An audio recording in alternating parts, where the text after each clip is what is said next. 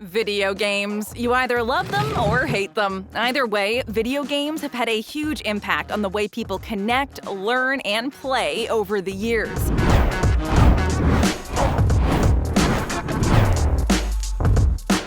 Now, gaming is one of the most profitable entertainment businesses in the world. The recent boom of technology has given birth to a new generation of gamers, a generation gifted with better consoles, better graphics, and more immersive experiences. But this wasn't always the story. Let's take a trip back to the 70s, when the arcade was the epicenter of gaming culture. When you think of arcades, you probably picture kids running around, pushing quarters into coin slots and slamming the buttons on big, bulky machines. Today, we think of gamers sitting on a couch in the comfort of their own home. But back then, arcades were much more of a social hotspot. Well, this cultural phenomenon is all thanks to Atari. Atari was founded by Nolan Bushnell, who is basically considered the godfather of gaming. That's because in 1972, Atari began to sell the first real electronic video game, Pong.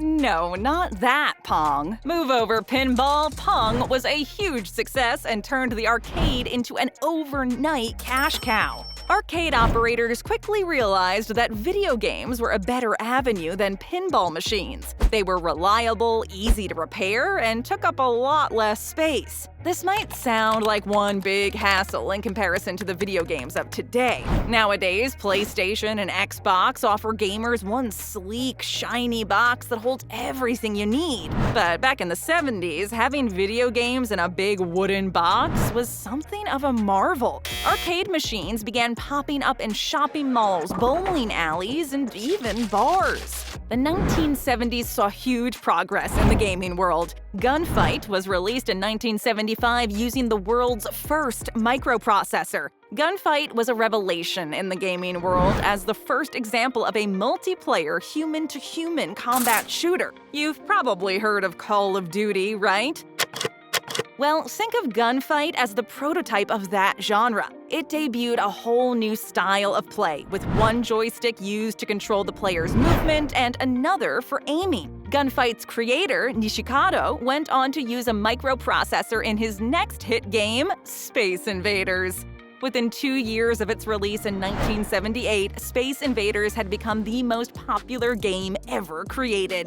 You had to be living under a rock to miss that craze. Its high-resolution graphics, for the time, and use of color set the standard for a better quality gaming experience. Of course, this was nothing compared to the fancy graphics and complex story quests of today's games. It pretty much looked like a bunch of blurry symbols on a black screen. But perhaps the biggest change we've seen is the birth of home gaming. Nowadays, almost everyone plays games on their own personal consoles. But back then, most people were still visiting shopping centers and chain restaurants to get their fix. In the early 80s, home computers like the Commodore 64 and the Apple II debuted on the market as an affordable option for the average American. These computers opened the door to a whole new world of at-home entertainment. And this was when mass-produced gaming consoles really came into existence. Nowadays, names like Fortnite, Assassin's Creed, and Call of Duty rule the roost. But back then, different players stood in the spotlight. You may be surprised that many of the big names sound familiar. Minecraft, Mario, Zelda? That's right, these titles go way back in gaming history. The rise of PC gaming made this all possible, not to mention the development of consoles such as the Nintendo Entertainment System. While these home systems cost much more than just a handful of quarters, suddenly there were different means of playing video games. You no longer had to gather up your loose change and race out of the house. The growing number of gaming options slowly pushed arcades into the shadows. Nowadays, PlayStation and Xbox are the choice consoles for gaming fanatics. But back in the 80s, Nintendo was the household name. And just like Coke had Pepsi, Nintendo had its own arch-enemy, Sega. However, Nintendo was revolutionary for including multiple accessories with their console, not to mention the release of hit games like The Legend of Zelda. To give you an idea of Zelda's legacy, there are 19 Zelda games in the main series, and that's not even including popular spin-offs in the Mario Kart and Super Smash Bros. Series. Just when it looked like gaming couldn't get any better or easier, bam! In come the new handheld devices. In 1989, Nintendo launched its Game Boy, a hugely successful handheld gaming system. Game Boy exploded on the US market and unveiled the transportive power of video games. Players were thrilled that they could carry their games with them wherever they went. Game Boy quickly became a fan favorite thanks to its durability and battery life. Of course, by today's standards, the original 8-bit system looks extremely dated, just a tiny screen with black and white dots. In today's digital world, it probably looks more like code, certainly not an actual image on a video game. But back then, it was quite literally a game changer. While handheld devices existed before the Game Boy, none of them had the same impact. The popular Mattel electronic football game from the late 70s used LED lights to create movement. Ultimately, handheld games of the day all performed one basic function. Game Boy, however, offered users the chance to play multiple games on a single device.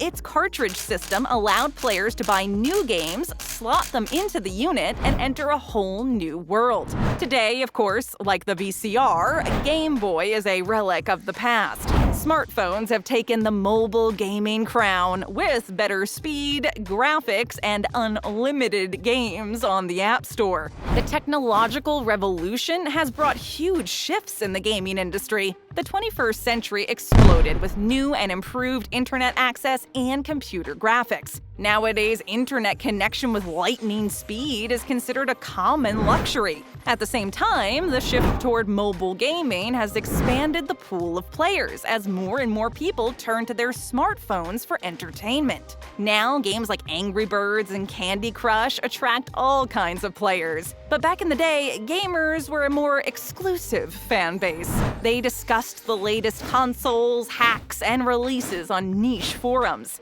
Nowadays, more and more people are dipping their toes in the pool and pushing gaming into the mainstream spotlight. Social media is full of commentary on the hottest news in the gaming industry. YouTube even has a host of channels with people filming personal video game walkthroughs. Of course, more underground gaming blogs still exist for the hardcore fan base. Sites such as Macworld and Touch Arcade promote everything from smaller, independent games to classic franchises. As gaming moves into pop culture, we see big tech companies jumping on the bandwagon. Back in the day, names like Sega, Blizzard, and EA monopolized the gaming industry. Nowadays, tech companies such as Apple and Google have joined the club thanks to huge revenues from their App Store. So what effect does all of this have? Gaming has become much more than a personal hobby. It is now a popular social platform. Technology has allowed millions around the world to enjoy video games as a shared activity. The 21st century has given birth to whole communities of gamers. Online multiplayer gaming is seen as a powerful addition. Games like Call of Duty on Xbox allow players to connect with peers around the world. This provides a competitive option for those who want to improve their level of play. Gamers can even compete in team tournaments on a professional level. That's right, nowadays you can get paid to play video games. Gaming was once a form of entertainment marketed to young boys. Now it has become a mainstream culture that welcomes all ages and demographics. While mobile gaming has taken over classic handheld devices, consoles continue to stand tall among many video game fans. What's clear is that the tech features of these devices are becoming more and more important. As technology continues to expand, virtual reality is becoming a more integral part of the future. The idea of simulations and holographic images in video games is an exciting prospect for players. Imagine being able to interact with characters within a game. Imagine seeing them in the room, speaking to them, and hearing them respond. The idea seems crazy, but perhaps not too far off. Video games sure have come a long way since Pong, and given the huge changes we've already seen, it looks like the world of gaming has infinite potential. Whatever the gaming future looks like, you can rest assured it will be entertaining. Play again. Just tap or click on another great video, and leave us a comment, hit that subscribe button, and ring that notification bell. Thanks for watching!